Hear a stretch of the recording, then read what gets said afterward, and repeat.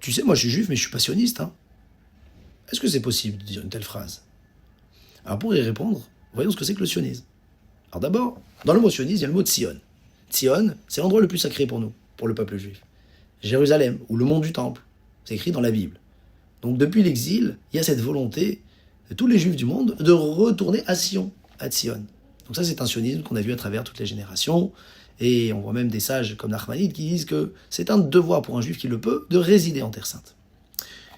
Plus pratiquement, au XIXe siècle, on a Rothschild qui va œuvrer pour acquérir les terres et fonder les premières colonies. Et ainsi dire, moi, je prône un sionisme pratique, propriétaire de la terre, la cultiver. Herzl, lui, sera plus dans un sionisme politique, c'est-à-dire qu'il veut une reconnaissance internationale du foyer national juif en Terre Sainte. Et suite à l'émergence des États-nations, eh bien, il demande à ce que les Juifs, puisqu'ils sont victimes d'antisémitisme, il a vécu l'affaire Dreyfus, il faut qu'ils soient reconnus comme un peuple sur sa terre, en Eretz Israël, par les nations.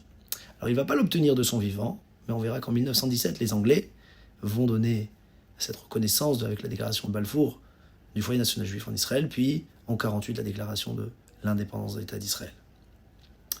Donc voilà, le sionisme, c'est reconnaître l'autodétermination des Juifs sur leur terre et son droit à exister sur sa terre ancestrale. Donc un Juif est forcément sioniste d'une forme ou d'une autre. Voilà, alors bien sûr, en politique, il peut y avoir des hauts, des bas et des débats, des tensions, mais peut-être que par la compréhension de ce qu'est le sionisme, on retrouvera un climat de paix et Be'ezrat Hashem, être les uns à côté des autres, pas les uns contre les autres, avec la venue du Mashiach très prochainement. Amen.